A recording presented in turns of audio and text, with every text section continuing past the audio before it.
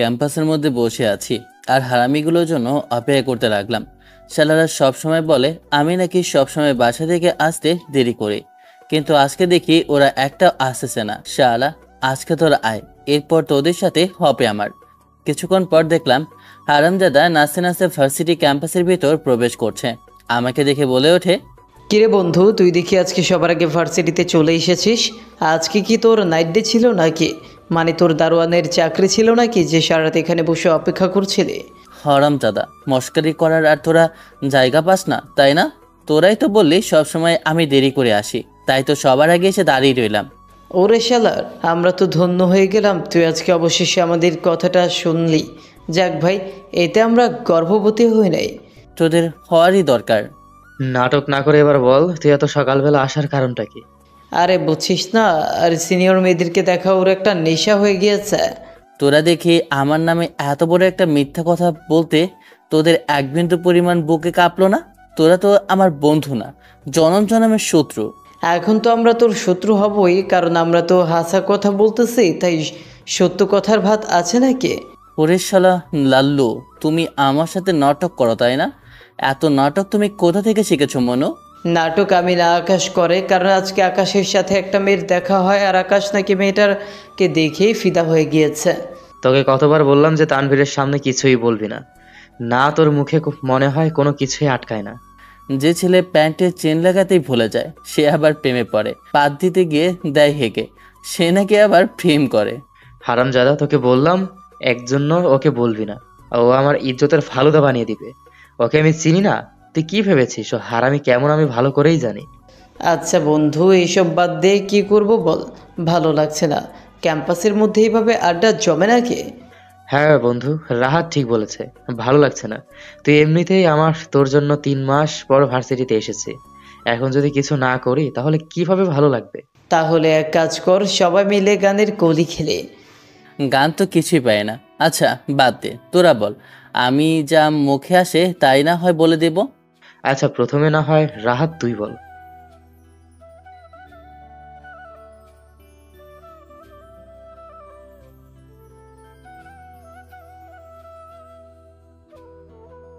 হ্যাঁ শুনেছি, তোর বাবা বাথরুম সিঙ্গার ছিল, টয়লেটে গেলে গান গাইতে মন চাইতো। তুই মস্কারি করিস তাই না? বল। রাহাত তো মোটামুটি ঠিকভাবে গান গাইলো, এখন আমি কিভাবে গান গাইবো সেটা নিয়ে ভাবতেছি। তখনই আকাশ আমার উদ্দেশ্যে বলে ওঠে, তানভীর, এবার তুই দিয়ে গা। সেটা আবার কিভাবে গাইবো আমি তো জানি না। করে লেওরা তুমি নাটক করো, তাই না? তুমি কিভাবে গাইবে সেটা তোমার ব্যক্তিগত বিষয়। না গাইতে পারলে তোমাকে কিন্তু আমাদের সবাইকে ট্রিট দিতে হবে। বাসায় 2 টাকা চাইতে পারি না, আবার তোদের কি টিট দেব? মনে হয় টাকা আমার গাছে ধরে তাই না? আচ্ছা ঠিক আছে, তোর জন্য 2 মিনিট সময় দিয়েছি। তুই 2 মিনিটের মধ্যে যদি কিছু তুই 2 মিনিট ভেবে না বলতে পারিস গানটা, তাহলে কিন্তু তোকে আমরা হারিয়ে দিব, আর তুই আমাদেরকে ট্রিট দিতে বাধ্য থাকবি। তোরা দেখি ফেলে দিলি আমাকে মুশকিলে। আচ্ছা যাই হোক, 1 মিনিটের মধ্যে আমার পরিচয়টা দিয়ে দেই, আর 1 মিনিটের মধ্যে গানটাও ভেবে নিই। আমি তানভীর ইসলাম, এবার ফাইনাল ইয়ারে পড়ি। আমার পরিবার বলতে মা আছে আর বাবা আছে, কিন্তু আমার মা সৎ। মা বাবা সব সময় কাজের ক্ষেত্রে অফিসে থাকে। বাসায় আমার সৎ মা আছে আর একটা সৎ ভাই আছে, তারা কেউ আমাকে ভালোবাসে না এবং কি পছন্দ করে না।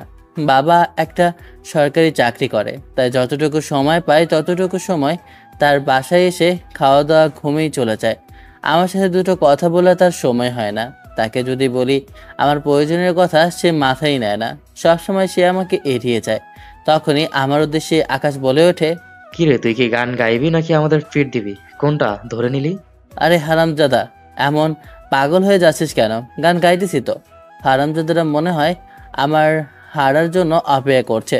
তখনই মনে পড়লো আলিপাই মানে সেই পুরনো গানটা, রে মাইয়া রে তুই অপরাধী রে, আমার যত্নে গড়া ভালোবাসা দে ফিরাইয়া দে।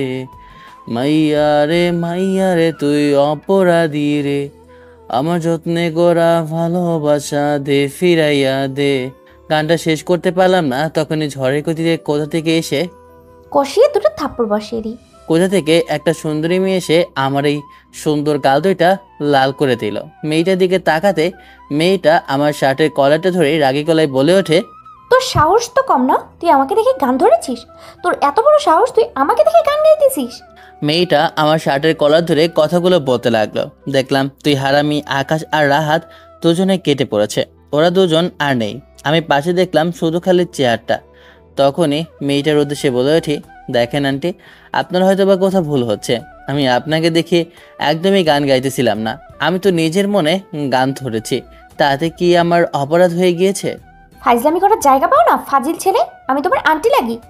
আরও একটা থাপ্পড় বসিয়ে দেয়। এবার গালে আমি হাত দিয়ে ধরে রাখলাম আর বলে উঠলাম, কথা হচ্ছিল গানের মধ্যে, এরপর আবার আন্টি কোথা থেকে চলে আসলো জানি না তো। তোমার মতো বদমাইশ ছেলে আমি আর দুটো দেখিনি। তুমি এত ফাজিল কেন? মেয়েটা একটা শাড়ি পরেছে, ঠোঁটে হালকা লিপস্টিক, ফর্সা মুখে হালকা মেকআপ করেছে। এতে মেয়েটাকে যে অসম্ভব সুন্দর লাগছে বলে বোঝানো যাবে না। এমনিতে আমার থেকে সিনিয়র, কিন্তু কি বলবো, আমি তো প্রথম দেখায় ক্রাশ খেয়ে গেলাম। মেয়েটা আমার শার্টের কলারটা শক্ত করে ধরে আছে। তখন আমি বলে উঠি, কেউ আমাকে বাঁচাও, এই পিচ্চি ছেলের ওপর একটা বড় আন্টি অত্যাচার করতেছে। কি বললি? আমি আন্টি আর তুই পিচ্চি? আমি তোর উপরে নির্যাতন করতেছি? এত বড় কথা তুই বলতে পারলি? কোন অ্যাঙ্গেলে তোর মনে হয় যে আমি আন্টি? কেন, কিভাবে বললে আপনার কাছে মনে হবে যে আপনি আন্টি না? ফাজিল ছেলে তবে রে। মেয়েটাকে আমি জানি না। তখন আমি মেয়েটার উদ্দেশ্যে বলে উঠি, দেখেন, ভার্সিটির মধ্যে কতগুলো ছেলে দৌড়ে এসেছে আপনাকে মারার জন্য। তাকাতে তখনই দেখলাম কেউ নেই। ছেলেটা আমাকে বোকা বানিয়ে পিছনে ফিরে তাকাতেই বললাম, আমি তখনই ছেলেটার দিকে তাকাবো, দেখি ছেলেটা উধাও। মনে মনেই মনে হয় দৌড়ে পালিয়ে গেছে। তুমি আমাকে আন্টি বললা তাই না? জানাবো তোমাকে। একবার হাতের কাছে পাই, তখন তোমাকে আমি দেখে নেব। অবশেষে একটা মেয়ের প্রেমে তো পড়ে গেলাম। যাই হোক, প্রেমে পড়ে হবে কি, সে তো আমার থেকে সিনিয়র। আর একটু আগে মেয়েটা গাল দুটো লাল করে ফেলেছে। আমার এ কথা যদি বলতে যাই তাহলে না আমার উপর কি যায় আল্লাহ জানে। মাথাটা প্রচণ্ড পরিমাণে রাগিয়ে দিয়েছে ছেলেটা। ক্যাম্পাসের ভিতরে হারামি দুইটাকে খুঁজতে লাগলাম। বাদরের মতো কোথায় হারিয়ে গিয়েছে দেখতেছি না। খুঁজতে খুঁজতে তখনই চোখে পড়লো তুই হারামি একটা গাছের নিচে কিভাবে মেয়েদের দিকে তাকিয়ে দেখছে। তখনই গান ধরতেই তখন আমার উদ্দেশ্যে বলে উঠলো, আরে বন্ধু, আমাদেরকে ছেড়ে দে, খুব লাগতেছে। বুঝলাম আমাদের ভুল হয়েছে, তখন আমরা কি করব বল? এমনিতেই মেয়েটা আমাদের সিনিয়র। বন্ধু, আমার কোনো অন্যায় নেই, শব্দ হচ্ছে আকাশের। আকাশ আমাকে বললো কেটে পড়তে, আমি চলে গেলাম। এখন তুই দেখছিস সব দোষ আমার নামে চাপিয়ে দিচ্ছিস। এত বড় মিথ্যা কথা বলতে তোর বুকটা কাঁপলো না? তোরা দুই হারামি চুপ কর, তোদের কথা আমি শুনতে চাই না। তোরা দুইটা বাটপার শালা কোথাকার। বন্ধু, তুই আমাকে বাটপার বললি, এটা মনে নিতে পারলাম না। খুব কষ্ট হচ্ছে এটা মেনে নিতে। পরেই আমার সোনা, তার খুব কষ্ট হচ্ছে। তাকে দেখে আমি এখন মনে হচ্ছে বাটপার না, তাকে বলা উচিত ছিল বাদর আর হনুমান। থাক বন্ধু, মারামারি বাদ দে, আমরা এবার দুজন সুখে সংসার করি। রাহাতের পাছায় একটা লাথি মেরে বললাম, দূর হয়ে যা আমার কাছ থেকে হরামজাদা কোথাকার। ভালো কথার ভাত নেই, বুঝলি তো আকাশ। এখন আমরা যদি ভালো কথা বলতে চাই তাহলে আমাদের দোষ রয়ে যাবে। তোরা আবার ভালো কথা বলিস নাকি? কি ভালো কথা বলবি তোরা? ওই যে তুই আর ওই মেয়েটার দুজনে কেমন রোমান্টিক গল্প করছিলি, তা তো আমার ভালোই দেখছিলাম। তুই কিভাবে মেয়েটার দিকে ড্যাব ড্যাব করে তাকিয়েছিলি তা আমরা দেখে দুজনেই বুঝতে পেরেছি তুই মেয়েটাকে প্রথম দেখায় পছন্দ করে ফেলেছিস। মেয়েটা তো সুন্দরী, আর না দেখে পছন্দ হওয়ার তো কিছুই দেখলাম না আমি। দেখেছিস, আমি যা বলেছি তাই হয়েছে। আমাদের বন্ধু মেয়েটার প্রেমে পড়ে গিয়েছে। ক্রাশ খেলো রে আমার বন্ধু। ধুর হারামজাদা, তোরা এখন পুরো ভার্সিটির মধ্যে মনে হয় মাইক নিয়ে ঘোরাঘুরি করবি আমার কথাটা বলার জন্য, তাই না? আমার তো তাই মনে হচ্ছে। শালা, হাতের ঘড়ির দিকে খেয়াল করেছিস কয়টা বাজে? ক্লাসের সময় হয়ে গিয়েছে। এমনিতেই 3 মাস ধরে ক্লাসে যাওয়া হয়নি। আমাদের এখন ক্লাসে গেলে কি বলবে আল্লাহ জানে। মাতাল হয়ে হিসু করব দেয়ালে, যা হবে দেখা যাবে কাল সকালে। হারামজাদা চুপ কর, এত নাটক কোথা থেকে আসে আমি জানি না। এখন নাটক না করে তাড়াতাড়ি চল, আমরা ক্লাসে যাই। না হলে তো ক্লাসের পরে যদি যাই তাহলে কিন্তু আমাদেরকে দেখে আরও বেশি ঝামেলায় পড়তে হবে। আচ্ছা ঠিক আছে, চল তাহলে আগে ক্লাসে যাই। আমি, রাহাত, আকাশ আমরা তিনজনে ক্লাসের ভিতরে প্রবেশ করি। ক্লাসের ভিতরে প্রবেশ করতেই তখনই আমাদের উদ্দেশ্যে নতুন একটা মেয়ে বলে ওঠে, হাই, আমি নেহা। তোমাদেরকে তো এর আগে দেখিনি। এই মেয়ে কি বলে রে তানভীর? ও তো পাগল হয়ে গেল। আমাদেরকে দেখেনি আমরা এই ভার্সিটির কিং, আর আমাদেরকে বলে আমাদেরকে দেখে নিবে। খুব হাস্যকর একটা কথা বলল। আমার তো এখনই হাসি পাচ্ছে মেয়েটার কথা শুনে। মেয়েটা হয়তো বা আমাদেরকে চিনতে পারেনি, তাই বলে তুই এমন কথা বলবে সেটা কি করে হয়? আচ্ছা বাদ দে তুই।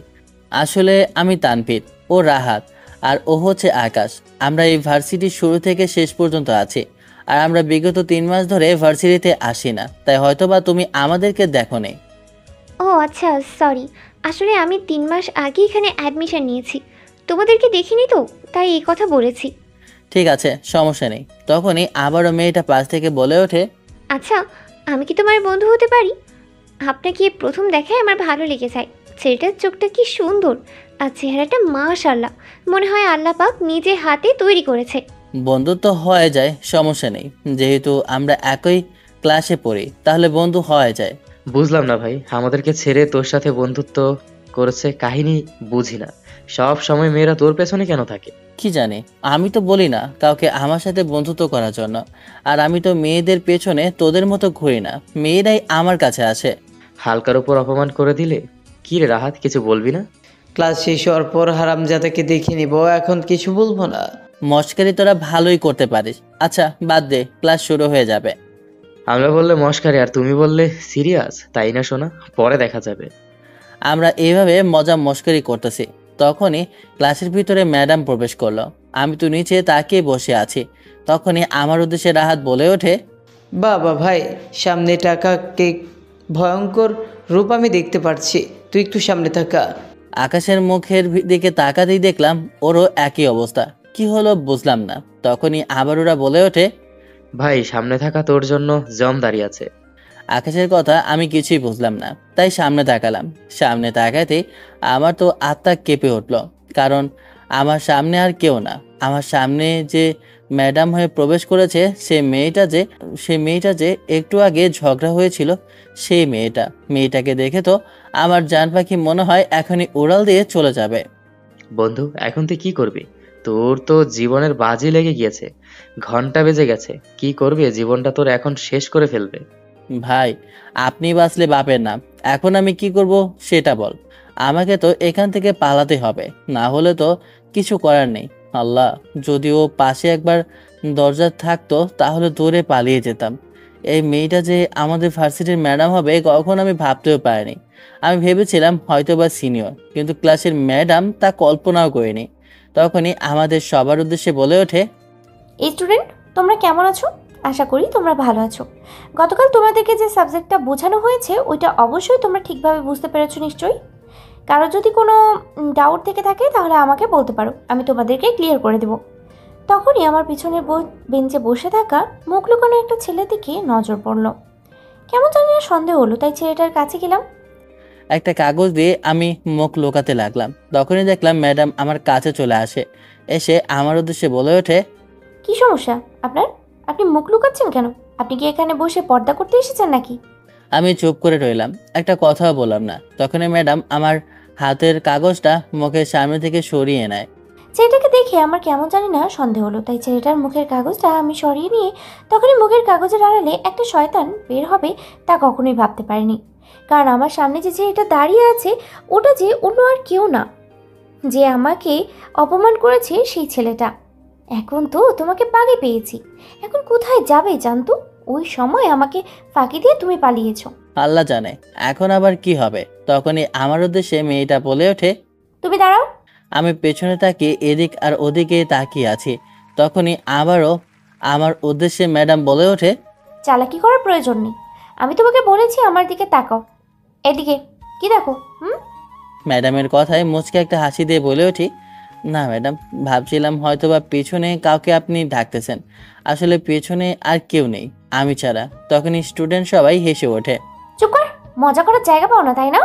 তোমরা সবাই থামো। আচ্ছা আগে বল, তুমি এতদিন কই ছিলে? আজ প্রায় তুমি 3 মাস পর ভার্সিটিতে এসেছো। আমি এখানে জয়েন হয়েছি প্রায় 3 মাস হলো, এর আগে তোমাকে দেখিনি, আজকেই প্রথম দেখলাম। আসলে ম্যাডাম, আমার অনেক বড় একটা অসুখ হয়েছিল। সে যে অসুখটার কারণে আমি আসতে পারিনি। তাই নাকি? সেটা কি ছিল? আমার তো কেমন যেন সন্দেহ হচ্ছে, কারণ তুমি যে বদমাইশ আর বাদর ছেলে তোমাকে বিশ্বাস নেই। বিশ্বাস করে তুমি মেয়েদেরকে দেখলে যেভাবে ইফটিজিং করো তা তো বলাই মুশকিল, পড়ালেখায় তো মনে হয় গোল্লাই আরও। ম্যাডামের কথা শুনে তখনই আকাশ আর রাহাত দুজনে ম্যাডামের উদ্দেশ্যে বলে ওঠে, ম্যাডাম আপনি হয়তো বা ওর বিষয় দেখেননি ভালো করে। আমাদের ভার্সিটির সবথেকে সর্বোচ্চ নাম্বার পাওয়া তানভীর, এমনকি ও ভালো বক্সিং করতেও জানে, এমনকি খেলায় অনেক ভালো পারে, আর দৌড় প্রতিযোগিতায় ওর থেকে কেউ এগিয়ে নেই। এইটা ঠিক যে হারামজাদা মেয়ে পটাতে ওস্তাদ, যে কোনো সময় মেয়ে পটিয়ে ফেলতে পারে। হ্যাঁ ম্যাডাম, ও হারামজাদার কথা বলতেই ও সবসময় মেয়ে পটাতে উস্তাদ থাকে। হারামজাদা আমার নামে বদনাম করে দিল প্রশংসার সাথে সাথে। এভাবে যে বাজ ভরে দেবে এটা আমি কখনো আশা করিনি। আসলে ওদের ওপর কখনো বিশ্বাস করতে নেই, বন্ধুদের উপর কখনো বিশ্বাস করবেন না, না হলে ওরা আপনাকে একদম পদ মেরে ছেড়ে দেবে। তোমরা চুপ করো, যেমন সে তেমন সঙ্গপঙ্গ ওস্তাদ, এমন হলে চলে তো? এমন হবেই তো, স্বাভাবিক এটা। হারামজাদারা আমাকে কিভাবে হালকার উপর একটা বাজ ভরে দিল এটা তো আমি দেখে বুঝতেছি। হারামজাদা তোরা একবার ক্লাস থেকে বের হ, এরপর তোদেরকে দেখে নেব। আমি তখনই ম্যাডাম আমার উদ্দেশ্যে বলে ওঠে, তোমার চেহারা দেখে তো যে কোনো মেয়েই পটে যাবে, কিন্তু এমন মাসুম চেহারার মধ্যে কত যে শয়তান লুকিয়ে আছে তা তো আল্লাহ পাক ছাড়া আর কেউ জানে না। এটা কি বললেন ম্যাডাম? আপনি এমন একটা কথা বললেন যে কথাটা বিশ্বাস করা তো বাস্তব না, অবাস্তব একটা কথা বলেছেন।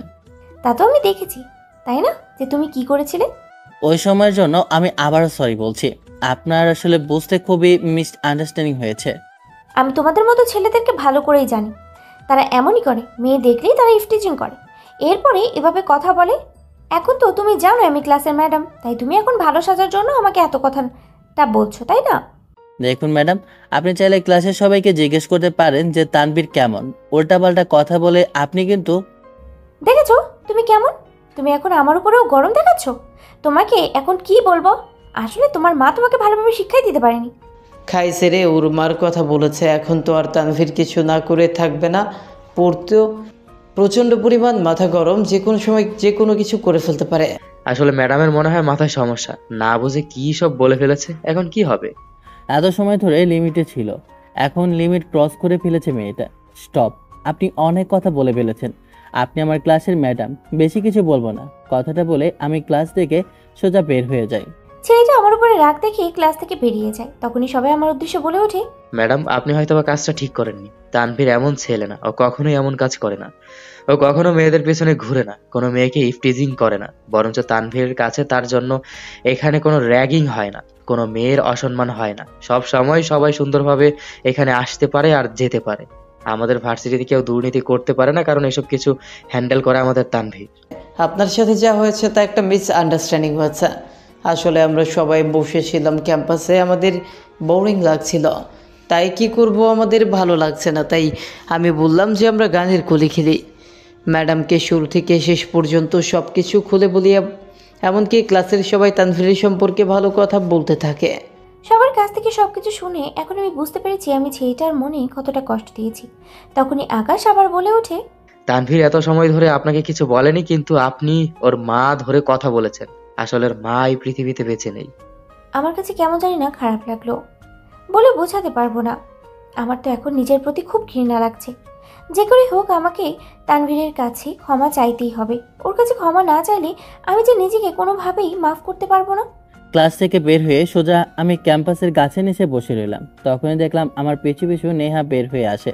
তখন আমার উদ্দেশ্যে নেহা বলে ওঠে, তুমি বের হয়ে এসেছো, তাই আমি নিজেই চলে এসেছি। আমার জন্য তুমি শুধু শুধু কেন নিচে বের হয়ে চলে এসেছো? হ্যাঁ, এমনি ভালো লাগছে না, তাই তুমি চলে এসেছো, তাই আমিও চলে এসেছি। তো সমস্যা কি? আজব তো, সমস্যা তো হবে। এখন না ক্লাস হয়, তা তুমি বের হলে কেন? তার জন্য তো জিজ্ঞেস করেছে। তুমি আমার বন্ধু, আর তুমি যদি ক্লাসে না থাকো আমার ভালো লাগবে কি করে? বাবা, একদিনে এত কিভাবে গভীর সম্পর্ক হয়ে যায় তা তো আমি নিজেই বুঝতেছি না। তুমি যদি বুঝতে তানভীর, আমি তো তোমাকে দেখিয়ে তোমার মায়ায় পড়ে গেছি, তাহলে তো তুমি আমাকে নিজের করে রাখতে। নেহা আমার দিকে অপলক চোখে তাকিয়ে আছে, ওর দৃষ্টিভঙ্গি কেমন জানি না বলছে। তখন আমি ওর উদ্দেশ্যে বলে উঠি, আরে তুমি আবার কি ভাবছো? না কিছু না, চলো আমরা সামনের ক্যান্টিন থেকে কিছু খেয়ে আসি। আসলে আমার কাছে টাকা নেই, তাই আমি কিছু খেতে যেতে পারবো না। তুমি কিন্তু আমার মাথা প্রচণ্ড পরিমাণ এখন গরম করে দিচ্ছ, আমি কিন্তু রেগে যাব, কিন্তু বলে দিলাম। তোমার আবার কি হলো? রাগো কেন? রাগার তো আমি কিছুই বলিনি। বলেছো না তো কি বলেছো? তুমি টাকার কথা কেন বলবে? তুমি আমার বন্ধু, তাই আমি তোমাকে ট্রিট দেবো, বুঝতে পেরেছো? এখন চুপচাপ করে তুমি আমার সাথে ক্যান্টিনে চলো। নেহা কথাটা বলে আমার হাত ধরে টানতে টানতে ক্যান্টিনে নিয়ে যায়। আমি অনেকবার বারণ করা সত্ত্বেও ও আমার কথা একবারও শোনেনি। ও অনেকগুলো খাবার অর্ডার দেয়। এরপর আমাকে বলে ওঠে, এগুলো সব তুমি খাবে আর এগুলো আমি খাবো। এতগুলো খাবার হয়তোবা আমি জীবনেও খাইনি। তখন আমি ওর উদ্দেশ্যে বলে উঠি, তুমি এত খাবার অর্ডার দিয়েছো কেন? এখানে তো কম করে হলো বিল আসবে 5,000 টাকা। এত খাবার কেন নিয়ে এসেছো? দেখো, তুমি কিন্তু এখনো আমার মাথা গরম করে দিচ্ছ। টাকার কথা তোমাকে একটা বারও আমি বলেছি নাকি? তোমাকে তো একটা কথা বলতেই আমি ভুলে গিয়েছি। এই যে ইউনিভার্সিটিটা দেখতেছো, এটা আসলে আমার আব্বুর। তার মানে তুমি সভাপতি রবিক সাহেবের একমাত্র মেয়ে নেহা চৌধুরী। নেহা মুচকে একটা হাসি দিয়ে মাথা নাড়ালো। আমার আর বুঝতে বাকি রইল না নেহা যে কোটিপতি বাবার একমাত্র সন্তান। তখন আমি ওর উদ্দেশ্যে বলে উঠি, কিন্তু তুমি এখানে ইউনিভার্সিটিতে অ্যাডমিশন কেন নিয়েছো? তুমি তো বিদেশে ছিলে। আমি তো পত্রিকার মধ্যে একবার পড়েছিলাম, কারণ মিডিয়া ওই সময় গিয়েছিল তুমি যখন দেশ ছেড়ে যাও। আমি ইন্টার শেষ করি তখন আব্বু আমাকে সিঙ্গাপুর পাঠিয়ে দেয় পড়াশোনার উদ্দেশ্যে। কিন্তু হঠাৎ করেই আব্বু অসুস্থ হয়ে যায় আর আমি দেশে চলে আসি। তখন আব্বু বলে আব্বুর সব ব্যবসা বাণিজ্য আমি দেখাশোনা করতে।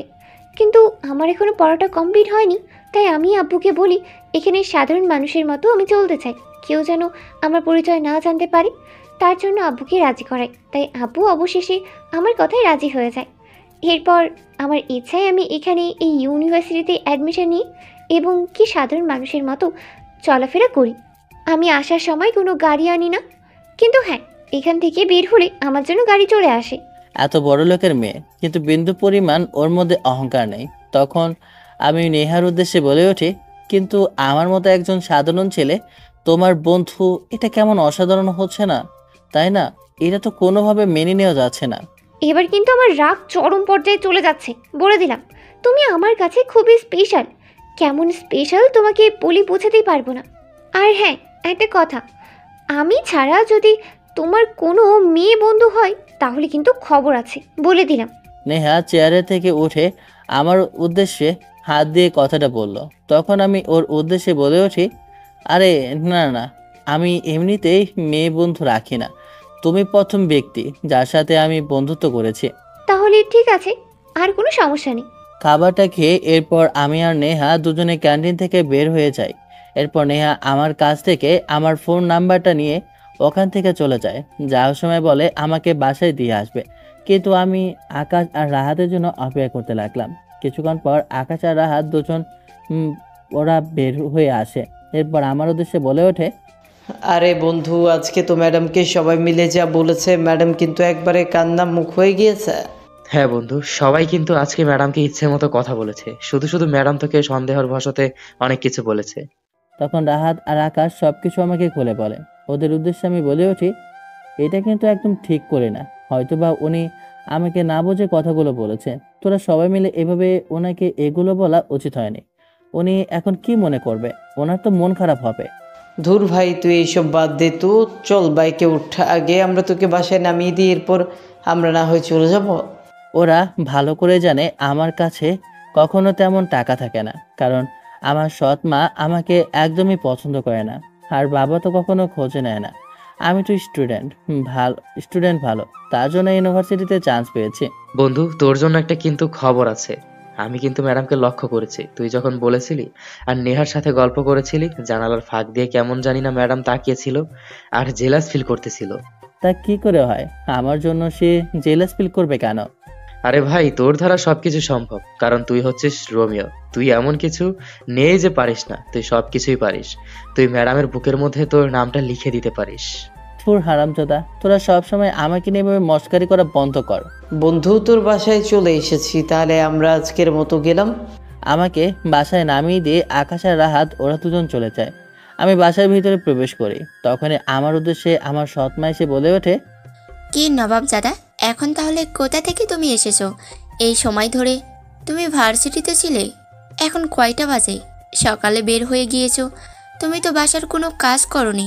তোমাকে কি আমি বসে বসে খাওয়াবো নাকি? কেন?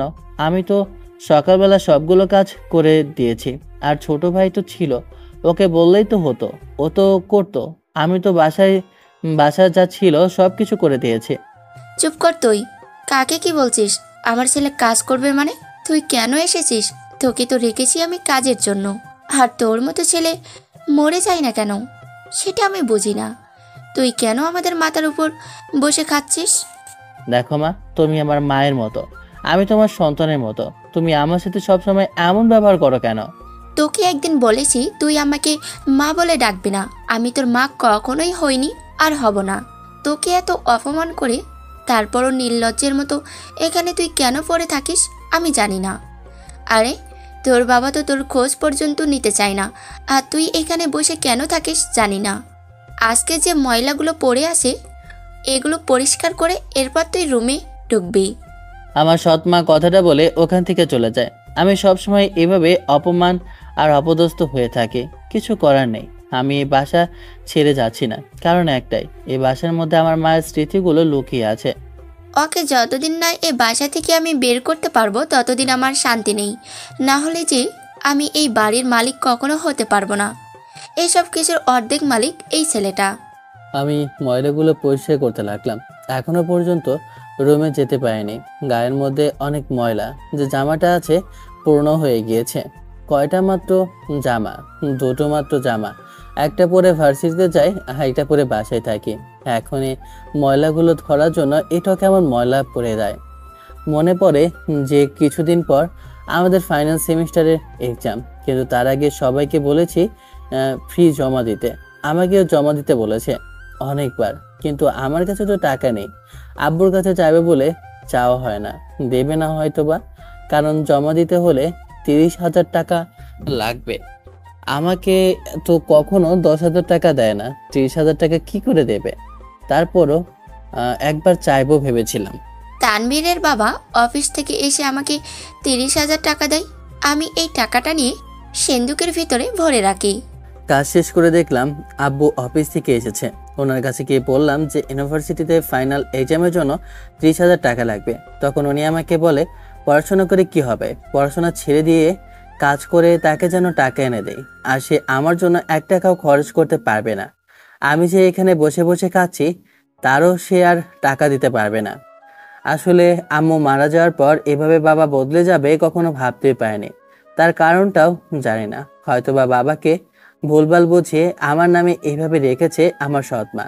তখন আমি সৎ মায়ের কাছে যাই। তখন আমার সৎ মা আমার উদ্দেশ্যে বলে ওঠে, কি রে, আমার কাছে কেন এসেছিস? তোর গায়ে থেকে কেমন নোংরা গন্ধ আসতেছে।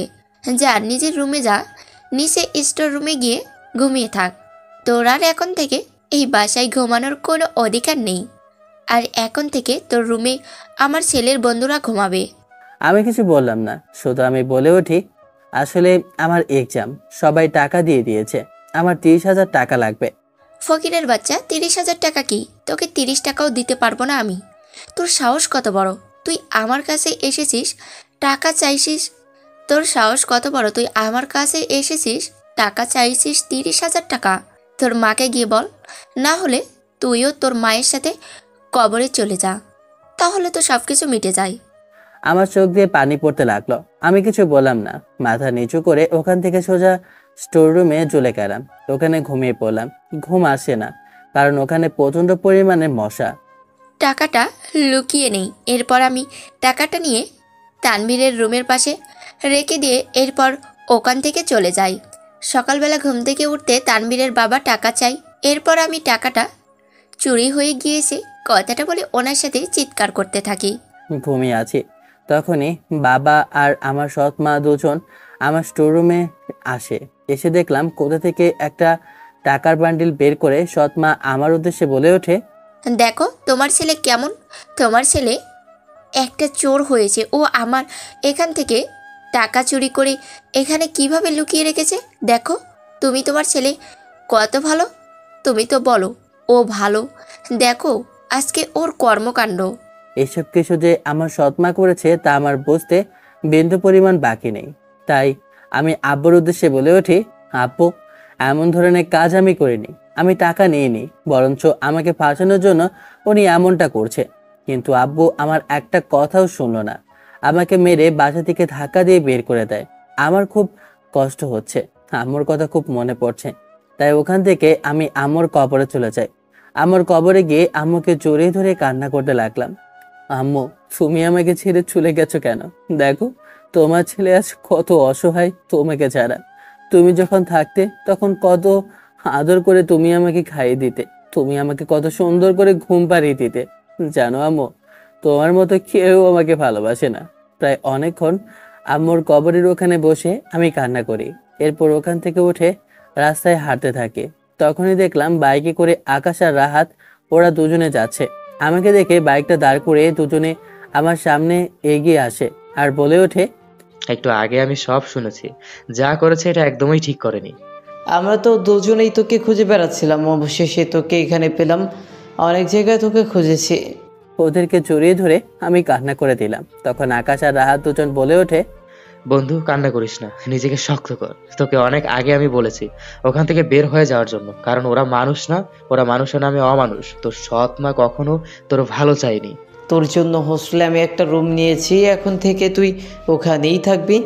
আর তোর সমস্যা নেই, আমরা যতদিন আছি ততদিন তোর এইসব নিয়ে ভাবতে হবে না। আমরা যতদিন আছি আমাদের বন্ধুকে কখনো আমরা বিপদের মধ্যে ফেলে দিব না। তুই হচ্ছিস আমাদের বেস্ট ফ্রেন্ড, আর আমরা আমাদের প্রিয় বন্ধুকে কখনো দূরে ফেলে দিতে পারবো না। তোরাই হচ্ছিস আমার প্রকৃত বন্ধু। আকাশ আর রাহাত ওরা আমাকে হোস্টেল রুমটা দেখিয়ে দেয়। আমি রুমটা সুন্দর করে সাফাই করি, পরিষ্কার করে ওরা আমাকে সাহায্য করে। আকাশ আমার বাসা থেকে আমার জিনিসপত্র সবকিছু নিয়ে আসে। আমি এখানে সবকিছু গুছিয়ে নেই। এরপর এমন অবস্থায় আমি ভার্সিটিতে চলে যাই। তোর হয়তোবা মন ভালো নেই, আমাদের তো কখনো ক্লাস শুরু হয়নি, প্রায় ঘন্টা খানেক আছে। তুই একা একটু নিজের মনটা হালকা করে নে। আমরা তাহলে একটু ক্যাম্পাসের ভিতর থেকে ঘুরে আসি। তোর একটু একা থাকাই আমার কাছে ভালো মনে হয়। চল আমরা গিয়ে একটু ঘুরে আসি, এরপর তোর মন ভালো হলে না হয় ক্লাসে চলে আসিস। আসলে আমার মন ভালো নেই, তাই ওরা আমাকে একা রেখে ওখান থেকে চলে যায় যেন আমার মনটা একটু হালকা হয়। এরপর আমি গলির দিকে হাঁটতে লাগলাম। স্টোর রুম থেকে তানভীরের ফোনটার নাম্বার নিয়েছি, কিন্তু ওর বাসাটা কোথায় তা আমি জানি না। গতকালকে ওকে অনেক খুঁজেছি, ভার্সিটির মধ্যে ওকে খুঁজে পেলাম না, কোথায় জানি হারিয়ে গেল। মেয়েটার সাথে দেখে ওকে কেমন জানি না আমার হিংসে হতে লাগলো। এই প্রথম কোনো ছেলেকে আমার এমন খারাপ লেগেছে, সেটা কেন জানি না আমাকে দুর্বল করে দিয়েছে। রাস্তা দিয়ে হেঁটে যাচ্ছি, তখনই কিছু ছেলে আমাকে ধরে, ছেলেগুলো আমাকে খুব নোংরা ভাষায় কথা বলতে লাগলো। এরপর একটা ছেলে আমার হাত ধরে আর একটা ছেলে আমার ওড়না ধরে টান দেবে। গলির মধ্যে দেখলাম একটা মেয়েকে কিছু ছেলে ইপটিজিং করতে মেয়েটার শরীরের মধ্যে টাচ করার চেষ্টা করছে। আম্মু সবসময় আমাকে বলতো, কখনো যদি কোনো মেয়েকে দেখো বিপদগ্রস্ত অবস্থায়, তাহলে নিজের জীবন বাজি রেখে হলেও মেয়েটাকে বাঁচাবে। ছেলেটা তখনই মেয়েটার গায়ে হাত দেবে, ছেলেটার হাতটা ধরে আমি ভেঙে ফেললাম। ছেলেগুলো আমাকে মারতে আসে। আমি তো বক্সিং এর মাস্টার, তাই ওদেরকে উদম কেলানি দিলাম। সবাই মার খেয়ে হাত পা ভেঙে ওখান থেকে পালালো। কোথা থেকে তানভীর হিরোর মতো এসে আমাকে বাঁচালো। ওর ফাইটিং স্টাইল দেখে আমি তো হাঁ হয়ে তাকিয়ে রইলাম। ওর শার্টটা খুলে যখন ফাইট করছিল, ওর বডির দিকে আমি তাকিয়ে রইলাম, ওর দিকে একদৃষ্টিতে তাকিয়ে রইলাম। আমি যেন ওর মায়ায় পড়ে গিয়েছি। সামনে তাকিয়ে দেখি যে মেয়েটা আর কেউ না, আমাদের ভার্সিটির ক্লাসের ম্যাডাম, নীলা ম্যাডাম। তাই আমি ওখান থেকে কিছু না বলে চলে যাচ্ছি। তখনই পেছন থেকে আমাকে নীলা ডাক দিয়ে বলে ওঠে, এই যে হিরো, তোমার এত ভাব কিসের? আমাকে হেল্প করেছো, এরপরে আমি কিছু বলবো তার আগে আমার কথা না শুনে তুমি চলে যাচ্ছ কেন? আপনার কাছে অপমানিত হতে চাই না। এখন আপনি বলবেন যে আপনাকে ইমপ্রেস করার জন্য আমি এমন কিছু করেছি। আরে তার জন্য আমি আসলেই দুঃখিত, প্লিজ তুমি আমাকে ক্ষমা করে দাও। আমি আসলে না বুঝি তোমাকে অনেক কথা বলেছি। সমস্যা নেই, আপনি আমার ক্লাসের ম্যাডাম, তাই এখানে ক্ষমা চাওয়ার কিছুই নেই। আমি আপনাকে মাফ করে দিয়েছি। কথাটা বলে হাঁটা ধরবো, তখনই আমার সামনের রাস্তা বন্ধ করে বলে ওঠে, এভাবে বললে তো আমি বিশ্বাস করব না তুমি আমাকে মাফ করেছো। এখন আমি কি বলবো? তাই আমি মেয়েটার উদ্দেশ্যে আবারও বলে উঠি, তাহলে এখন আমি কি করব? আমার সাথে বন্ধুত্ব করতে হবে। হাত বাড়িয়ে তানভীরের উদ্দেশ্যে কথাটা বললাম। কিন্তু আপনি তো আমার ম্যাডাম, আর ম্যাডাম কি করে আমার বন্ধু হতে পারে? হ্যাঁ, এই ছেলে, মাথা গরম করবে না। ম্যাডাম ভার্সিটির ভিতরে, বাইরে না। এখন থেকে আমি তোমার বন্ধু, ঠিক আছে? আর হ্যাঁ, তুমি শুধু ক্লাসে ম্যাডাম বলবে, বাইরে যদি আমাকে ম্যাডাম বলো তাহলে কিন্তু তোমার নাক একদম আমি ফাটিয়ে দেবো। প্রতিদিন ক্লাস শেষে বাইরে আমার জন্য অপেক্ষা করবে। তুমি আমাকে সাথে করে নিয়ে বাসায় পর্যন্ত দিয়ে আসবে, ঠিক আছে? আমি যেন বাধ্য ছেলের মতো শুধু হ্যাঁ বললাম। ঠিক আছে, তাহলে চলো আমরা আগে ক্লাসে যাই। আমি আর নীলা দুজনে ক্লাসে যেতে লাগলাম। কি থেকে কি হয়ে গেল কিছুই তো বুঝলাম না। হঠাৎ করে এমন হলো কেন?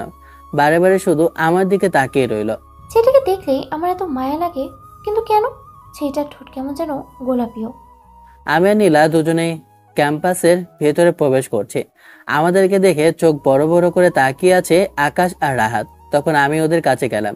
তখন আকাশ আমার উদ্দেশ্যে বলে ওঠে, কিছুই তো বুঝলাম না ভাই, কেমনে কি কাজ করেছিস? আমি তো এসব দেখি তো জেলাস ফিল করছি। ওদেরকে সবকিছু খুলে বলি। সবকিছু শোনার পর তখন ওরা আমার উদ্দেশ্যে বলে ওঠে, তোর দ্বারা সবকিছু সম্ভব ভাই, তুই সবই পারবি। আর এমন তো না তুই নীলা ম্যাডামকে পছন্দ করিস না, তোর তো ক্রাশ প্রথম, এমনকি এটাই মনে হয় শেষ।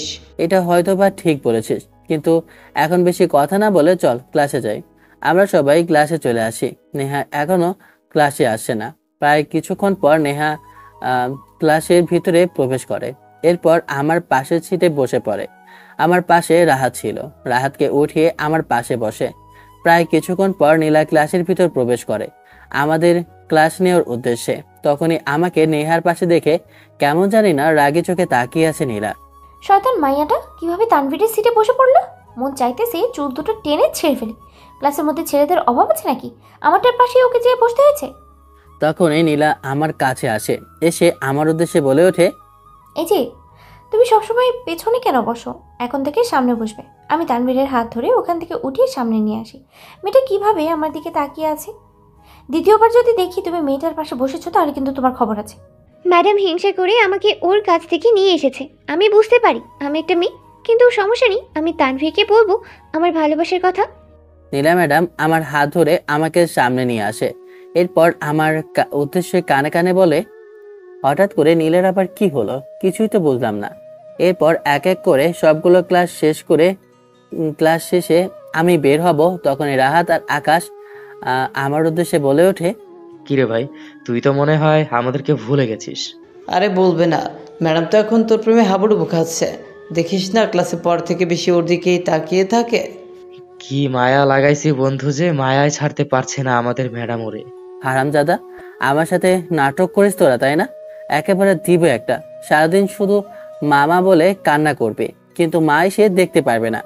মনে হয় নতুন ডায়লগ শিখে গেছিস। আমি যা বলবো তা নতুন ডায়লগ। আরে না, ও তো পাশা ভাইয়ের লোক, তাই এমন। বন্ধু, আমি গতকালকে স্বপ্ন দেখছিলাম যে তুই ব্যবসা করছিস, তাও বা কলার। আর আমি কি স্বপ্ন দেখেছি জানিস? আমি স্বপ্ন দেখেছি তুই জালমুড়ি বিক্রি করতেছিস। শালা, তোরা তো স্বপ্ন দেখিস এক একটা, কিন্তু আমি দেখছি দুইটা। আমি দেখছি তোরা দুইজন একসাথে বসে জাইঙ্গা বিক্রি করতেছিস, তানভীর বের করে করে দিচ্ছে, আর রাহাত বিক্রি করছে। কথাটা শুনে আমি আর রাহাত দুজনে আকাশকে মারতে লাগলাম। বন্ধু তোকে তো ডাকতেছে, ওই যে ইশারা দিয়ে। থুর হালা, চল ক্যাম্পাসে বসে কিছুক্ষণ একটু গল্প করি। কথাটা বলে আমি আর রাহাত আকাশ তিনজনে ক্যাম্পাসে বসে গল্প করতে লাগলাম। ও টুনির মা তোমার টুনি কথা শোনে না, যার তার লাগে ট্রেনিং মারে আমায় চেনে না। তখনই কানটা কেউ পেছন থেকে কানটা টেনে ধরলো। পেছনে আমি এখনো তাকাইনি। আমি ব্যথায় বলে উঠি, ওই কোন শালারে, কান ছাড়। আমার কান ধরেছিস? এত বড় সাহস, আমার কান চেপে ধরেছিস? পেছনে তাকিয়ে দেখি আর কেউ না, আমাদের ভার্সিটির ম্যাম নীলা। এখন আমার উদ্দেশ্যে বলে ওঠে, তোমাকে বলেছিলাম না যে ক্লাস শেষ হওয়ার পরে আমার সাথে দেখা করার জন্য তুমি আমাকে বাসায় দিয়ে আসবে, কিন্তু এখানে বসে আড্ডা দিচ্ছ কেন? আসলে আমি ভুলে গিয়েছিলাম নীলা যে বলেছে ওকে বাসায় দিয়ে আসার জন্য। তখনই রাহাত আর আকাশ দুজন বলে, বন্ধু যা, তোর এখন সময়, কারণ ম্যাডাম তোকে রাখতেছে। ওনাকে একটু সাহায্য কর, যা রান্না করে দিস। হারামজাদা কানে কানে কথাটা বলল। তখন আবার কানে কানে বলে ওঠে, সিনিয়র ম্যাডামের কাছ থেকে ভালোবাসা পাচ্ছি ফ্রিতে, তার থেকে ভালো আর কি হতে পারে। যা বন্ধু, এখানে বসে থাকিস না। হারামজাদা আমাকে নিয়ে মস্কারে করিস? তোদেরকে পরে দেখে নিব। আমি ক্যাম্পাস থেকে বের হলাম। তখন আমার উদ্দেশ্যে নীলা ম্যাডাম বলে ওঠে, আচ্ছা আমাকে বলো তো এই শাড়িতে কেমন লাগছে? তানভীরের উদ্দেশ্যে কথাটা বললাম ভ্রু কুচকে। নীলা আমাকে কথাটা বলছে, কি বলবো কিছুই তো বুঝতেছি না, তাই আমার মাথায় কিছুই ঢুকতেছে না। তখন আবার নীলা বলে ওঠে, কি হলো, চুপ করে রইলে কেন? কিছু বলছো না যে? আমাকে কেমন লাগছে বলো? নীলাকে অসম্ভব সুন্দরী লাগছিল। ওই শাড়িতে ওকে এতটা সুন্দর লাগছিল, আমার চোখ যেন ওর কাছ থেকে সরতেই চাচ্ছিল না। আমি কোনোভাবে নিজেকে স্বাভাবিক করে রাখছিলাম, কিন্তু আমার চোখ বারে বারে ওর ঠোঁটের কাছে নিয়ে যাচ্ছিল। আমি কাঁপা কাঁপা কণ্ঠে ওর উদ্দেশ্যে বলে উঠি, আসলে ম্যাডাম, আপনি কিন্তু শাড়িতে অনেক সুন্দর লাগছে। কি বলবো, সত্যি একদম অপূর্ব সুন্দরী নায়িকাদের মতো। তুমি কিন্তু আমার মাথা গরম করে দিচ্ছ। তোমাকে একবার বলেছি না আমাকে ম্যাডাম বলে ডাকবে না, আর আপনিও বলবে না। এখন থেকে তুমি আমাকে তুমি করেই ডাকবে বা নীলা বলে ডাকবে। আমার উদ্দেশ্যে রাগ করে কথাটা বলল, তাই আমি শুধু মাথা নাড়ালাম। তখন আমি আবারও বলে উঠি, কিন্তু আপনার হাজবেন্ড। আর কিছু বলতে যাব, তখনই আমার মুখ বন্ধ করে দিয়ে বলে ওঠে, তুমি কিন্তু প্রত্যেকবার আমার মাথা গরম করে দাও। তোমার কি মনে হয় আমাকে দেখে আমি কি বুড়ো হয়ে গিয়েছি? নাকি আমি তোমার থেকে মাত্র মাত্র তো 3 বছরেরই সিনিয়র, তাই বলে তুমি আমাকে এইভাবে বলতে পারো না। কারণ আমার কোনো বয়ফ্রেন্ড বা স্বামী নেই, আমি এখনও সিঙ্গেল।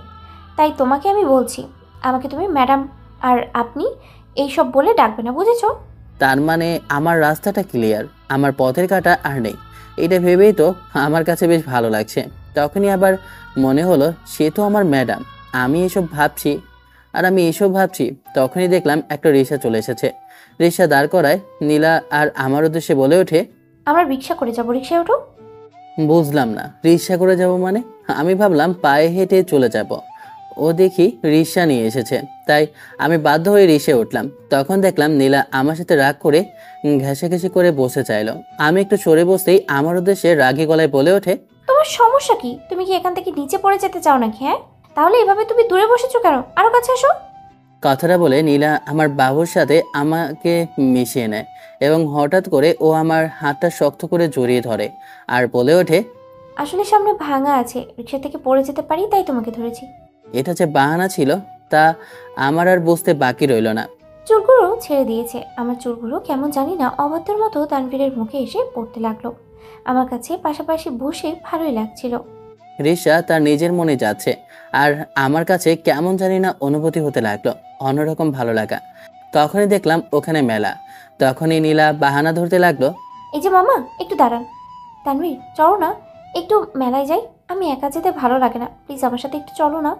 কি আর করার আছে। আমি বাধ্য ছেলের মতো নীলার পেছনে যেতে লাগলাম। মেলার কাছে দোকানে গিয়ে আমার উদ্দেশ্যে নীলা বলে ওঠে, তুমি তোমার পছন্দ অনুযায়ী আমাকে কিছু চুড়ি কিনে দাও তো। আমি কি পছন্দ করে দেব? তোমার যা পছন্দ হয় তুমি নিজে নাও। এখানে তো অনেক পছন্দের এবং অনেক সুন্দর চুড়ি আছে, এখান থেকে বেছে নিলেই তো হয়। তখনই রাগ করে নীলা ওখান থেকে চলে যেতে লাগলো। আমি ওর হাত ধরে এরপর বলে উঠি, আচ্ছা দাঁড়াও, আমি তোমাকে পছন্দ করে দিচ্ছি। কথাটা বলে আমি নীলার জন্য নীল কালারের কিছু চুড়ি নিয়ে দিলাম, এরপর কানের দুল নিয়ে দিলাম। নীলা সবগুলোর টাকা মিটিয়ে এরপর আমরা একসাথে নাগরদোলায় উঠবে বলল। চলো আমরা ওখানে উঠি। আসলে আমার এগুলো মাথা ঘোরায়, তাই আমি এগুলোতে উঠতে পারি না।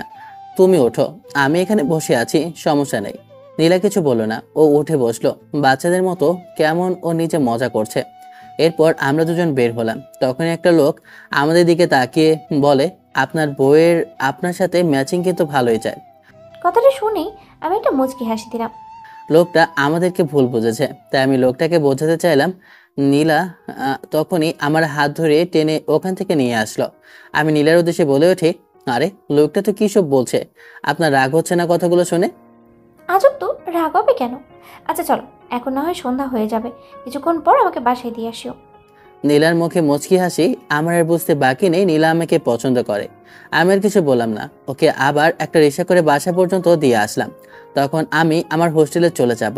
তখনই আমার উদ্দেশ্যে নীলা বলে ওঠে, না আমি বাসায় যাব না, আমি এখন হোস্টেলে যাব। তখনই আমার উদ্দেশ্যে নীলা বলে ওঠে, মানে তোমার বাসা তো কাছে, তুমি হোস্টেলে থাকো কেন? আমার কথার কোনো উত্তর দিল না তানভীর। ওইসব বাদ দাও, কিন্তু বাসার মধ্যে আর কাউকে দেখছি না, আঙ্কেল আন্টি কেউ নেই বাসায়? আসলে ছোটবেলায় আমি আমার বাবা মা দুজনকেই হারিয়েছি, এতিমখানায় বড় হয়েছি। আমি পড়াশোনা শেষ করে সরকারি ইউনিভার্সিটিতে প্রফেসর হিসেবে নিয়োগ দিয়েছি। নীলার চোখের কোণে পানি। বুঝতে পারলাম আমার কথায় কষ্ট পেয়েছে, তাই আমি ওর উদ্দেশ্যে বলে উঠি, আসলে আই এম সরি, বুঝতে পারিনি তোমার মা বাবা নেই। না ঠিক আছে, সমস্যা নেই। আমি বাসা থেকে বের হব, তখনই পেছন থেকে নীলা ডেকে আমার পকেটের ভিতরে কি জানি ভরে দেয়।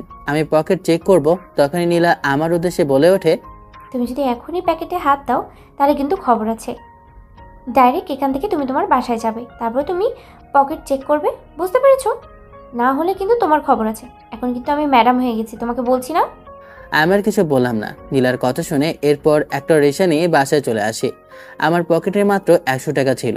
পকেট চেক করে দেখি আমার পকেটে 2000 টাকা। তার মানে নীলা আমাকে টাকাটা দিয়েছিল। ও কিভাবে জানলো আমার কাছে টাকা নেই? যাই হোক, আমি ওকে পরে এই টাকাটা দিয়ে দিতে হবে। বাইরে থেকে কিছু কিনে এরপর বাসার রুমে ঢুকে এরপর খেয়ে আমি শুয়ে পড়ি। বড় একটা ভুল করেছি, যে ভুলটা আমার গায়ের মধ্যে এসে পড়েছে। কি ভুল করেছে বুঝতেছি না।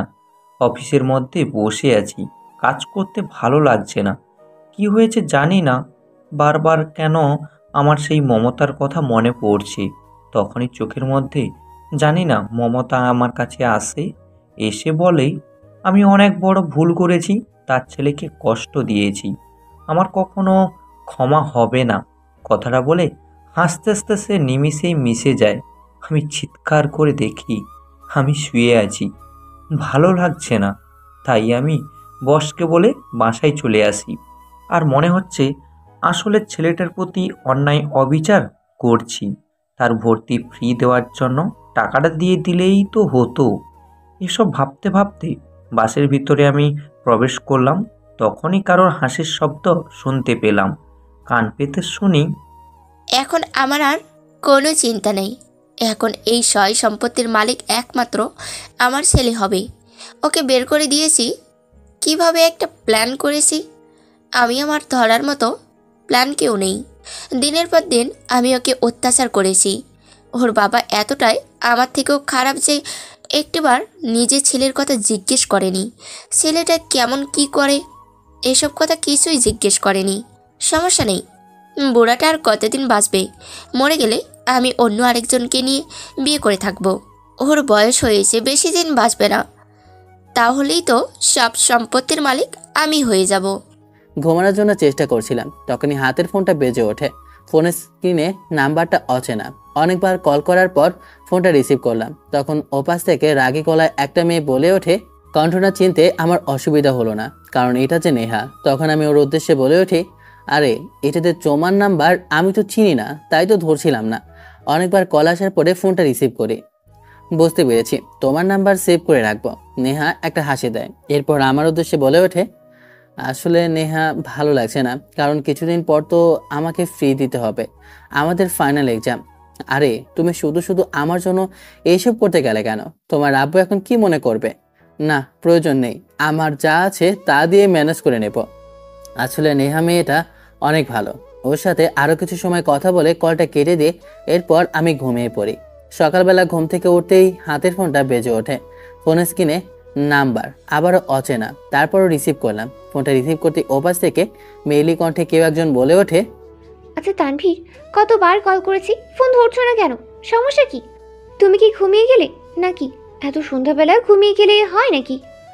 ও আচ্ছা, এটা শুনে ভালো লাগলো। তুমি অচেনা কারো নাম্বার ধরো না, নাম্বারটা সেভ করে নাও। এরপর থেকে কেউ যদি কল করে শুধু আমারটাই ধরবে, আর কারো না, বুঝতে পেরেছো? তানভীর কেমন জানি না চুপ করে রইল, কথা বলছে না। তাই আমি ওর উদ্দেশ্যে বলে উঠি, আচ্ছা তানভীর, তোমার হয়েছেটা কি? কোনো সমস্যা? এভাবে চুপ করে রইলে যে, কোনো কথা বললো না। আরে তুমি এটা নিয়ে ভাবতেছো? আরে পাগল ছেলে, আমি তো আব্বুকে বলেই তোমাকে সম্পূর্ণভাবেই সব কিছু একদম ফ্রি করে দিয়েছি। তুমি এসব নিয়ে কেন চিন্তা করছো? তোমার অ্যাডমিশন তো দূরের কথা, এরপর পরীক্ষায় ফি সব কিছু তোমার জন্য ফ্রি। দেখো, তুমি কিন্তু আমার মাথা গরম করবে না, বুঝতে পেরেছো? আমাদের 2 দিন পর এক্সাম, তাই আমি তোমার সাথে বেশি কথা বলবো না। তুমি এখন ঠিকঠাকভাবে পড়ো, মনোযোগ দিয়ে পড়বে। এবারও কিন্তু তোমাকে টপ হওয়া চাই। ঘুমালে শুধু আমার তানভীরের কথাই মনে পড়ে। ওর কথা বারে বারে আমার মনে আসে। শুধু ছেলেটার কথা আমার মুখের সামনেই ভাসে। আমি যে ওকে মনে প্রাণে ভালোবেসে ফেলেছি, কি করে বলবো এই পিচ্ছি ছেলেটাকে যে আমি যাকে ভালোবাসি। আরে তুমি কোথায়? রেডি হয়ে আমি দাঁড়িয়ে আছি তোমার জন্য, তুমি তাড়াতাড়ি আসো, আমি রিক্সা নিয়েছি। তুমি চলে আসলে আমরা একসাথে যাব। কথাটা বলে কলটা কেটে দেয়। কি বলবো, মেয়েটা নিজে চাইলেই তো যেতে পারে, আমার সাথে যাওয়ার কি আছে? তারপরও আমি হেঁটে গেলাম। হেঁটে গেলে অবশ্য 15 মিনিট লাগে। আমি চলে যেতে আমাকে দেরিতে আসে দেখে নীলা বলে ওঠে, এত সময় লাগে? অবশ্যই তুমি হেঁটে এসেছো। তোমার আমি টাকা দিয়েছিলাম যে, ওই শুধু ভাড়া দিবে তার জন্য। এত সময় আমি নীলার দিকে তাকাইনি। আমি নীলার দিকে তাকাতেই আমার দেওয়া সেই চুড়িটা নীলা পরেছে। ঠোঁটের কোণে হালকা লিপস্টিক আর হালকা ফর্সা মুখেও মেকআপ করেছে। নীল শাড়ি পরে আমার সামনে দাঁড়িয়ে আছে। ওকে যেন নীল পরীর মতো লাগছে। আমি অপলক চোখে তাকিয়ে আছি। তখনই নীলা লক্ষ্য করে আর লজ্জায় মাথা নিচু করে নেয়। এভাবে তাকিয়ে থাকা লাগবে না, এখন চলো আমরা আগে ভার্সিটিতে যাই। লজ্জায় কথাটা বললাম। আমি রিকশায় উঠে বসি, আমার সাথে তানভীরও বসে। আমি আর নীলা দুজন পাশাপাশি রিকশায় বসে আছি। তখন আমাদের মধ্যে একটা রোমান্টিক ফিল হচ্ছিল। কিছুক্ষণের মধ্যে আমরা দুজন ভার্সিটির সামনে এসে পৌঁছাই। নীলা ওখান থেকে ভার্সিটির ভিতরে চলে যায়। আমি ক্যাম্পাসের ভিতরে প্রবেশ করতে দেখলাম বসে আছে রাহাত আর আকাশ। আমাকে দেখে রাহাত বলে ওঠে, কিরে মামা, তোকে তো এখন দেখেই পাওয়া খুবই মুশকিল হয়ে গিয়েছে। মনে হয় বড় বড় রোমিও পাওয়া তো মুশকিল হবেই। কি বলিস আকাশ? আশিক বানায়া পাখি আশিক বানায়া, আমার বন্ধু পাখি বানায়া। ধুর হারামজাদা, তুই তো গান ঠিকভাবে গাইতেও পারিস না, তুই বলবি আমার বন্ধু টুনটুনি বানাইয়া। জুতা খুলে দুই হারামিকে মারার জন্য যে যাচ্ছিলাম তখনই কোথা থেকে নীলা চলে আসে আর ধাক্কা লেগে পড়ে যায়। তখনই নেহার উদ্দেশ্যে বলে ওঠে, আসলে সরি, ওদেরকে আমি মারতে গিয়েছিলাম, তখনই তোমার সাথে ধাক্কা লাগে। তোমার কোথাও লাগেনি তো? তানভীর কি বলছে কিছুই আমার কানে ঢুকছে না। আমি শুধু অপলক চোখে ওর দিকে তাকিয়ে রইলাম। তখন তানভীর আবারও বলে ওঠে, আরে এভাবে রইলে যে, হাত ধরে ওঠো। তানভীরের কথায় আমার ঘোর কাটে। ওর হাত ধরে আমি উঠে দাঁড়াতে তখনই, আজকে আসতে তোমার দেরি হলো যে? আসলে আমি অনেক রাত ধরে ঘুমিয়েছিলাম তো, কিছু কাজ ছিল আমার, কাজগুলো করেছি আর আব্বুর সাথে কিছু কথা বলেছি, তার জন্য দেরি হয়েছে ঘুমাতে। ক্লাসে তো সময় হয়ে গেছে, চলো আমরা ক্লাসে যাই। তানভীর, তোমাকে একটা কথা বলতাম। হ্যাঁ বল, সমস্যা কি? তখনই আমার উদ্দেশ্যে নেহা বলে ওঠে, আমাদের তো সামনে একটা ক্লাসও নেই, আমরা চলো না একটু ঘুরে আসি বাগান থেকে। তখনই দেখলাম আকাশ আর রাহাত ওরা আমার দিকে তাকিয়ে আছে। ওরা আমার কথাগুলো শুনতে পায়নি, কারণ আমি আর নেহা দুজনে ওদের একটু দূরে আছি। আজকে আমাদের একটি ক্লাস নেই, তাই আমি তো জানতাম না। আমি জানি আমাদের ক্লাসটা নেই, চলো একটু গিয়ে ঘুরে আসি। কি আর করার, নেহা বাহানা করেছে, এখন তো আর কিছু করার নেই। দুজনে হাঁটাহাঁটি করে আসলাম। বারে বারে নেহা শুধু আমার দিকে তাকাচ্ছে। ওর কাহিনী তো কিছুই বুঝতেছি না। এরপর ওখান থেকে আমি ভার্সিটি চলে আসি। এরপর দুজনে ক্লাসে যাই। নীলা ক্লাসের ভিতরে প্রবেশ করতে ওর দিকে আমি তাকিয়ে রইলাম। ওকে যে আজকে অন্যরকম সুন্দর লাগছিল। বারে বারে নীলাও যে আমার দিকে তাকালো। জানি না এই পৃথিবীতে ছেলেটার মধ্যে কি আছে, পুরো মায়া ভরা। এই চোখ দুটো বারে বারে প্রেমে পড়তে বাধ্য করে। ক্লাস থেকে বের হতেই তখনই আমার উদ্দেশ্যে নীলা বলে ওঠে, চলো এখন তুমি ওকে বাসায় দিয়ে আসবে। কিছু করার নেই, দিয়ে আসতেই হবে। আমার মনে হয় এই দুজনকে সময় দিতে আমার অবস্থা খারাপ হয়ে যাবে। তখনই আকাশ আমার উদ্দেশ্যে বলে ওঠে, বন্ধু একটা কথা শুনতো। আকাশের কথা শুনে ওর কাছে গেলাম। এরপর আমার উদ্দেশ্যে বলে ওঠে, ওরে শালার, আমার একটা খুঁজে পাই না আর তুই দুইটা নিয়ে ঘোরাফেরা করিস, এটা বড় অন্যায় বন্ধু, এটা একদমই ঠিক না। তোর বিচার আল্লাহ করবে। তুই আমাদের দিকে একটি বার তাকাস না, একটু দোয়া করে দিলে তো পারতি। হ্যাঁ ভাই, এটা অনেক বড়, আমাদের সাথে তুই অন্যায় করছিস। এই শাস্তি কিন্তু অনেক ভয়াবহভাবে তোকে দিতে হবে। তুই আমাদের দিকে একটু তাকা ভাই। দুইটা মিনিট যাচ্ছে, তো আবার একটা সিনিয়র, আমাদের ভার্সিটির ম্যাডাম। ভাই তোরা মস্কারি করা একটু বাদ দে। এভাবে আমার সাথে মস্কারি করা তোদের কিন্তু ঠিক না। চুপ শালা। তখনই আবার নীলা ডাক দেয়। তখন আমি ওদের উদ্দেশ্যে বলি, দূর হয়ে যা হারামজাদারা, আমার সামনে থেকে যা, না হলে টুনটুনি পাড়ে একটা লাথি মারমো। কথাটা বলে নীলাকে নিয়ে ওর বাসায় যায়। এভাবে নেহা আর নীলাকে দুজনকে সময় দিতে লাগলাম। দেখতে দেখতে পরীক্ষা চলে আসে। এক্সাম শেষ করে আমি বের হলাম। তখনই আমার উদ্দেশ্যে নেহা বলে ওঠে, আচ্ছা ঠিক আছে। কথাটা বলে আমি হলরুম থেকে বের হলাম। তখনই পেছন থেকে আমাকে নীলা ডাক দিল। আমি ওর কাছে গেলাম। রুমের মধ্যে কেউ নেই, শুধু নীলা আছে। শাড়িটা কেমন করে রেখেছে। তখন আমার উদ্দেশ্যে বলে ওঠে, তানভীর, তোমার সবগুলো কাজ শেষ হলে আমার সাথে একটু দেখা করো, তোমার সাথে আমার একটু কাজ আছে। আমি তো লজ্জায় হাঁ হয়ে ওর দিকে তাকিয়ে রইলাম। তখনই আমার উদ্দেশ্যে নীলা আবারও বলে ওঠে, তানভীর এদিকে শোনো তো, দেখো তো শাড়িটা কেমন জানি না আমার পায়ের সাথে লেগে কি যেন হয়ে গেছে। এখন তো বাইরে যেতেও পারছি না, নিজেও ঠিক করতে পারছি না। তুমি প্লিজ আমার শাড়িটা একটু সুন্দর করে কুচি করে পরিয়ে দিও না। এখন কিন্তু তোমার উপরে প্রচণ্ড পরিমাণে রাগ হচ্ছে। তুমি কি করিয়ে দিবে, নাকি আমি এমন অবস্থাতেই চলে যাব? সবাই দেখুক, আমার ভালো লাগবে তোমার? নিজের ভালোবাসার মানুষ অন্য কেউ দেখবে, এটা আবার মেনে নেওয়া যায় নাকি? তাই আমি বললাম, আরে এভাবে রাগ করছে কেন, আমি ঠিক করে দিচ্ছি। কথাটা বলে আমি ওর শাড়ির আঁচলটা ঠিক করতে লাগলাম। তখনই নজর পড়লো ওর পেটের একটা তিলের ওপর। আমার নাভির তেলের দিকে তাকিয়ে রইল তানভীর। আমি ওর উদ্দেশ্যে বলে উঠি, তখন নীলা আমাকে বলল, এইভাবে না থেকে তুমি আগে শাড়িটা পরিয়ে দাও, পরে দেখতে পারবে। কথাটা বলে আমি লজ্জায় মুখ লুকালাম, কিন্তু পরের কথাটা বুঝলাম না। আমি নীলার শাড়িটা সুন্দর করে কুচি করে দিলাম। এরপর আমি ওখান থেকে বের হয়ে গেলাম। তারপর নেহা আমাকে ডাক দেয়, ওর কাছে গেলাম। নেহা আমার উদ্দেশ্যে বলে ওঠে, তোমাকে কিছু গুরুত্বপূর্ণ কথা বলতে চাই, যে কথাগুলো আমি তোমাকে বলবো বলে কিন্তু বলা হয়নি, কারণ এই কথাটা খুবই গুরুত্বপূর্ণ। কেমন কথা নেহা? বুঝতেছি না যে কথাটা তোমার কাছে এতটাই গুরুত্বপূর্ণ যা আমাকে বলাটা এতটাই প্রয়োজন। এখানে বলতে পারবো না, সামনে বাগানে চলো, ওখানে হালকা বাতাসে বলতে ভালো হবে, কারণ আমার কেমন জানি না মনের মধ্যে একটু ভয় লাগছে। বুঝলাম না, তোমার এমন কি ভয়? কথাটা বলতে তোমার ভয় লাগছে? আমি তো তোমার কথা কিছুই বুঝতেছি না। তুমি যদি আমার কথাটা বুঝতে, তাহলে তো হয়তো বা আমাকে আর এত কষ্ট করে বলতেই হতো না। কথাটা বলেই আমি তানভীরের হাত ধরে নিয়ে গেলাম। আমি ওর উদ্দেশ্যে বলে উঠি, নেহা আমাকে সাথে করে নিয়ে যায়। তখন নেহা আমাকে অবাক করে দিয়ে হাঁটু ঘিরে আমার উদ্দেশ্যে বলে ওঠে, তানভীর, আসলে সত্যি বলতে আমি তোমাকে ভালোবেসে ফেলেছি। ভেবেছিলাম আমরা বন্ধু থাকবো, কিন্তু বিশ্বাস করো, এই বন্ধুত্বের মাঝে যে আমি তোমার প্রেমে পড়ে গিয়েছি একটি বারও বুঝতে পারিনি। আমি তোমার মায়ে আবদ্ধ হয়ে পড়েছি তানভীর। বিশ্বাস করো, আমি তোমাকে অনেক বেশি ভালোবেসে ফেলেছি। তুমি আমার ভালোবাসা গ্রহণ করো, আমাকে তুমি তোমার করে নাও। আমি তোমাকে ভালোবেসে ফেলেছি, কিভাবে বলবো জানি না। তারপরও আমি তোমাকে বলছি, আমি তোমাকে ভালোবাসি। নেহার কাছ থেকে এমন একটা কথা শুনতে পাবো কখনো ভাবতে পারিনি। আমি নেহার উদ্দেশ্যে বলে উঠি, নেহা, এটা তুমি কি বলছো? আমি তোমাকে শুধু বন্ধু মনে করি, তাছাড়া অন্য কিছুই না। কি হয়েছে? তুমি আমাকে বন্ধু মনে করো, আমি তো তোমাকে ভালোবাসি। তুমি আমাকে একটু ভালোবাসার চেষ্টা করো, দেখবে তুমিও আমাকে ভালোবাসবে। এটা কোনোভাবেই সম্ভব না। আমি তোমাকে ভালোবাসতে পারবো না। কেন? তুমি আমাকে ভালোবাসতে পারবে না? আমার কিসে কম আছে বলো? কোথায় আমার কম আছে তুমি দেখতে পাচ্ছ? তেমন কিছু না, তুমি অসম্ভব সুন্দরী, তোমার বাবার টাকা আছে, তুমি সব দিক থেকেই ঠিক আছো, কিন্তু কিন্তু কি বলো? আমি তোমার জন্য সব কিছু ছেড়ে দিতে পারবো, শুধু তোমার সাথে আমি থাকতে চাই, তোমাকে ভালোবাসতে চাই। তাহলে তাহলে আমি আর কিছুই চাই না, আমি কিচ্ছুই চাই না, আমি শুধু তোমাকে চাই। কথাটা বলে নেহা আমাকে শক্ত করে জড়িয়ে ধরে। ক্যাম্পাস ছুটি দিয়েছে, এক্সাম শেষ। আমি তানভীরকে পুরো ভার্সিটি খুঁজেছি, ওকে খুঁজে পাচ্ছি না। আমাকে রাহাত বলেছে বাগানে গিয়েছে, তাই আমি পেছনে বাগানে গিয়ে দেখি তানভীর জড়িয়ে আছে নেহাকে। এটা দেখার পর আমার যেন পায়ের নিচ থেকে মাটি সরে যাওয়ার মতো অবস্থা হয়ে পড়েছে। বুকটা চিনচিন করে ব্যথা করছে। আমি যে খুব কষ্ট হচ্ছে, আমার প্রিয় মানুষটা অন্য আরেকজনকে বুকে জড়িয়ে আছে।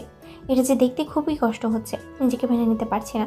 আমি খুব কষ্ট হচ্ছে দেখে চোখ দিয়ে পানিও পড়ছে। অশ্রু চোখে আমি দৌড়ে ওখান থেকে চলে যেতে লাগলাম। হঠাৎ করে লক্ষ্য করলাম যে নীলা আমাকে দেখছে এমন অবস্থায়, আর ভুল বুঝে ওখান থেকে চলে যাচ্ছে। ওর চোখের কোণে পানি স্পষ্ট দেখতে পাচ্ছি। তখন আমি আমার কাছ থেকে সরিয়ে দিলাম নেহাকে আর বলে উঠলাম, এটা কোনোভাবেই সম্ভব না নেহা। আমি তোমাকে বন্ধু মনে করি, আর আমি একজনকে ভালোবাসি। আমি তাকে ছাড়া অন্য কাউকে ভালোবাসতে পারবো না, আর আমার বিশ্বাস সে আমাকে ভালোবাসে। আর তোমাকে বলে দিচ্ছি, তুমি এই ভালোবাসার দাবি নিয়ে আমার কাছে আসবে না প্লিজ, না হলে আমি কোনোভাবে তোমাকে বন্ধু হিসেবে মেনে নিতে পারবো না। কথাটা শুনেই বুকটা কেঁপে ওঠে, কান্না করতে লাগলাম। ওখানে বসেই আমি তানভীর ওখান থেকে সোজা চলে যায়। আমি নীলার পিছে পিছে গেলাম। তখনই দেখলাম নীলা দৌড়ে ট্রেনের সামনে চলে গিয়েছে। আমি দৌড়ে নীলা বলে চিৎকার করছি, আমার কোনো কথাই যেন ওর কানে যাচ্ছে না। আমি বাঁচতে চাই না, আমার যেন বুকের ভিতরে এখন পাথর চাপা পড়েছে। আমার কেমন জানি না এত কষ্ট। আমি বাঁচার কোনো অধিকার রাখি না, কারণ আমি যাকে ভালোবাসি তাকে যদি নাই পাই, আমি বেঁচে থেকে কি করব? জীবনে অনেক কষ্ট পেয়েছি, ছোটবেলা থেকে বাবা মায়ের ভালোবাসা পাইনি, কোনো কিছুতেই আমি সুখ পাইনি। শুধু আমার একজন ভালোবাসার মানুষ, তাকেও আমি হারিয়ে ফেলেছি। এখন আমি কাকে নিয়ে বাঁচবো? আমার সামনে দিয়ে ট্রেন আসছে, আমি চোখ বন্ধ করে নিলাম। আমি এক দৌড়ে নীলাকে একটা টান দিলাম। নীলা আমার গায়ে এসে পড়লো। ট্রেনটা একটুর জন্য ওর গায়ে পড়েনি, ট্রেন চলে যায়। তখন নীলাকে ঠাস করে কয়েকটা থাপ্পড় মারলাম। তুমি কি পাগল হয়ে গেছো নাকি? হ্যাঁ, এটা কি করতে যাচ্ছিলে? তোমার মাথায় কি সমস্যা? আমি পাগল হয়ে গেছি, আমি আর বাঁচতে চাই না, আমি মরে যেতে চাই। কেন তুমি আমাকে বাঁচিয়েছো? তুমি কি পাগল হয়ে গেলে নাকি? কি সব বলছো তুমি? তুমি কেন বাঁচবে না বলো? কারণ আমি যাকে ভালোবাসি সে অন্য কাউকে ভালোবাসে। আমি বাঁচতে চাই না, আমি মরে যেতে চাই। পাগলের মতো কেন বলছো? তুমি যা দেখেছো সব ভুল দেখেছো। নিজের চোখে যা দেখেছি তারপর তুমি বলবে আমি ভুল দেখেছি? আমার পিছু পিছু রাহাত আর আকাশ ওরা দুজনে চলে আসে। তখন ওদেরকেও আমি ওইসব কথা বলি। সবকিছু শুনে রাহাত আর আকাশ দুজনে নীলাকে বোঝানোর চেষ্টা করছে। আমি অন্য পাশে দাঁড়িয়ে আছি। কিছুক্ষণ পর নীলা আমার কাছে আসে, এসে শান্ত গলায় বলে ওঠে, আসলে সরি, আমি বুঝতে পারিনি, আমার বোঝার ভুল হয়েছে। আমি একটা কথা বললাম না, সোজা হাঁটা ধরলাম। তখনই দৌড়ে আমার কাছে এসে আমাকে জড়িয়ে ধরে পেছন থেকে আর বলে ওঠে, সরি বললাম তো, আমার ভুল হয়েছে। আমি তো বুঝতে পারিনি, যদি বুঝতে পারতাম তাহলে কি করতাম নাকি এরকম এমনটা কাণ্ড। তুমি তো আমাকে বলোনি যে তুমি আমাকে ভালোবাসো। আমি তোমাকে ভালোবাসি না। কথাটা বলে হাঁটা ধরবো তখনই নীলা আমাকে আবারও শক্ত করে জড়িয়ে ধরে। এরপর আমার ঠোঁটে ঠোঁটটা লাগিয়ে দেয়। প্রায় 5 মিনিট পর ছেড়ে দেয়। এরপর দুজনে হাঁপাতে লাগলাম। নীলা তো লজ্জায় মাথা নিচু করে নিল। কি এবার রাগ কমেছে নাকি আরেকটা দিতে হবে পিচ্ছি ছেলে? আমি এবার জড়িয়ে ধরলাম নীলাকে। এরপর আবার ওকে কিস করলাম। রাহাত আকাশ ওরা দুজনে আমাদের বিয়েটা দিয়ে দেয়। আমরা দুজন সুখে শান্তিতে সংসার করতে লাগলাম। আর গল্পটাও এখানেই শেষ করলাম। গল্পটা কেমন হয়েছে অবশ্যই কমেন্ট করে জানাবেন। আল্লাহ হাফেজ, ধন্যবাদ, tata, bye bye, have fun, খোদা হাফেজ।